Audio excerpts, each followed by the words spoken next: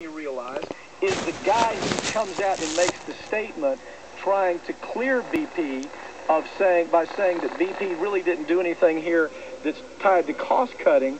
You have to understand the guy who made that statement actually is one of the premier corporate lawyers in this country, has handled virtually every major corporate thug that I can think of in this country, and he's the guy that is heading up the Presidential Commission on the Gulf oil spill. Well, of course you go to a guy that is corporate tied in, and he comes out and he says, no, this wasn't BP trying to save money. Ridiculous. I mean, all they have to do is talk to the lawyers that have been working on this case for months. We have documents that showed that it was clear, that show it's clearly related to cost cutting. We have witnesses that say, yeah, this happened because of cost cutting, because BP was trying to save a few $1 million. But Obama appoints to this Presidential Commission on the Gulf oil spill a corporate insider who he knows is going to say exactly what needs to be said.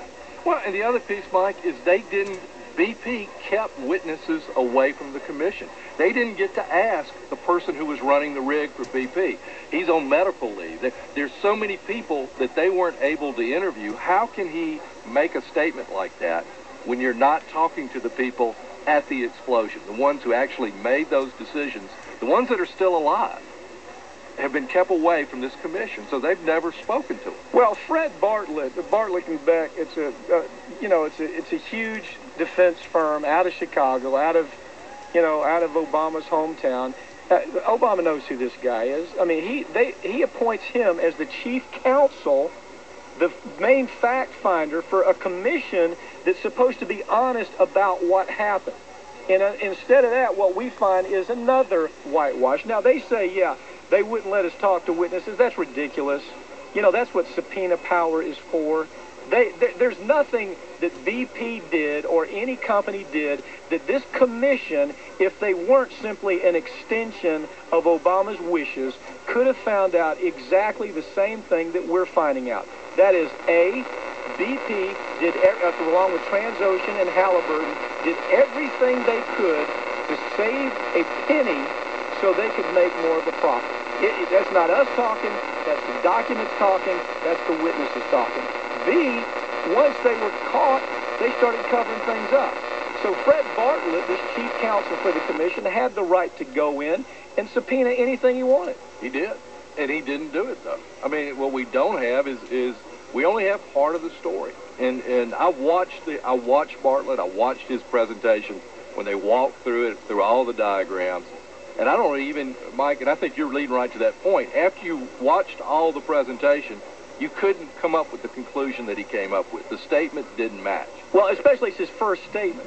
Not only could you not come up with a conclusion after Fred Bartlett, again, this is the biggest corporate defense firm maybe in America.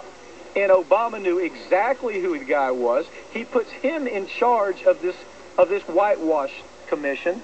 And the commission does exactly what we thought they were going to do. That's to come up with nothing. All they had to do was make a trip down here to the coast, talk to the lawyers who have talked to the witnesses that have actually done the studies, found out exactly how bad the cover-up is. It wasn't simply a minor cover-up. It wasn't simply minor negligence. If the conduct of BP, Transocean, and Halliburton is no less than manslaughter. They killed 11 people. And nobody's gone to jail so far.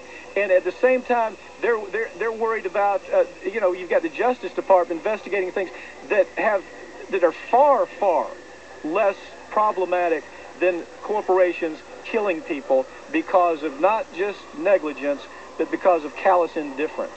And this guy, Fred Bartlett, chief counsel for the commission, comes out with this whitewash story, and all of a sudden everything's made to look like everything's okay. Well, and this has been the thing that we've battled from the very beginning with this story, is broad, big statements made like that with very little facts behind them. But the backstory, to try to take that apart, never gets the same amount of press as the front story does. We saw it, you know how many battles I've had with BP in this process. I mean, we had Carol Browner come to Pensacola, sat in the room with her. and she sat in front of everyone and said, the vast majority of the oil is gone. Now, no one in the room believed it, but that was the quote we lived with for over a week. And it took, one of the other stories I did for the Daily Beast was finding logs where cleanup workers were told not to report oil that they were finding in the marshes, in the wetlands, around the Gulf Coast from Mississippi to Florida. And that was trying to follow behind Browner. But that statement hurt us more than anything else as far as trying to find the truth. Well, I mean, but the thing, Rick, I've never been able to understand is why did the government, why did the Obama administration do things like hire Fred Bartlett to be the guy who's supposed to tell us the truth about what happened on this presidential commission? We knew something was up when we saw him appointed. Why would they have Carol Browner come out and make the statement that the oil is gone? There's no more problem here. Why would we have this relationship between Feinberg and Obama at the White House that looks like they're joined at the hip with BP? Why do we have all that? Because I think it goes back to exactly the story we started out off with here. Is from day one, since 1990, the Beltway congressmen, senators have